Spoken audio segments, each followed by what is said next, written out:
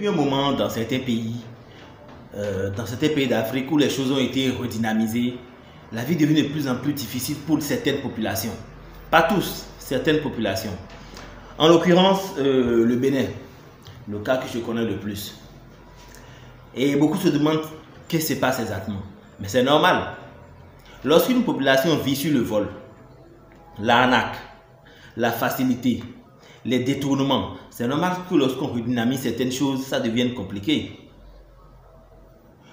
Souvenez-vous, au Bénin, avant l'avènement, c'est-à-dire avant que le président Patrice Talon ne prenne le pouvoir, nous étions habitués à quoi?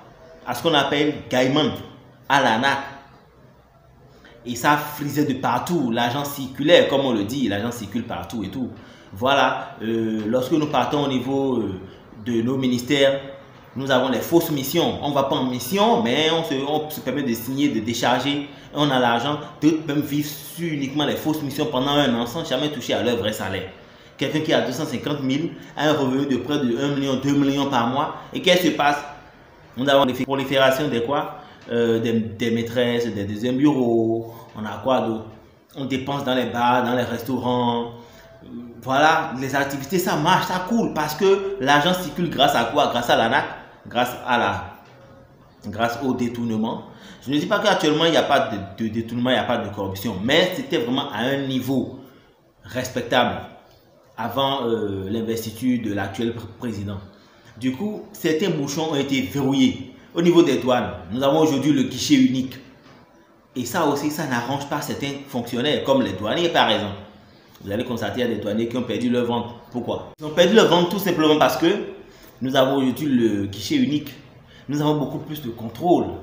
D'autres disent, oui, en haut là-bas, les gens ils consomment, c'est-à-dire ils se font, comment on appelle, la grosse part du gâteau.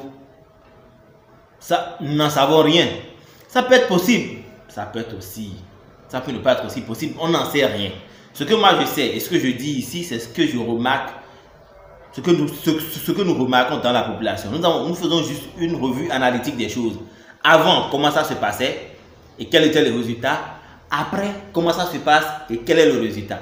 Avant, comment ça se passait, nous avions l'arnaque, les gaiements. Nous avions, comment on appelle, les fausses missions dans les ministères. Des gens qui sont à un salaire de 250 par exemple et qui ont des revenus de près de 2 millions frauduleusement. Nous avions aussi les transitaires au niveau des ports, n'est-ce pas, qui sont dans leur magouille. Nous avons les douaniers, tout ça. Et la vie était belle. La vie était belle. L'argent circulait puisque c'était l'argent de la facilité, l'argent de l'arnaque et tout ça circulait. Ça c'est avant. Après c'est quoi? Après que tout ça a été coupé, le guichet unique au niveau de nos frontières terrestres, aériennes, tout ce qui va avec, au niveau comment on appelle, de l'ANAC, le président a décidé maintenant d'arrêter tout ce qui est gaiement, tout ce qui est arnaqueur, tout et tout. Et tout a été verrouillé au niveau des ministères. Et le résultat c'est quoi? La vie est devenue plus chère. La vie est plus dure au fait, c'est-à-dire plus difficile, l'argent ne circule plus. Alors est-ce que nous allons continuer à vivre de la facilité, de l'arnaque? Ça c'est une bonne vie? Est-ce que c'est bien, c'est normal? Ou bien faudrait-il que la jeunesse s'asseye ensemble pour réfléchir à comment régler ses besoins là, régler ces problèmes là, en s'investissant ensemble, en créant quelque chose ensemble et en réglant les problèmes de la communauté. Réfléchissez-y.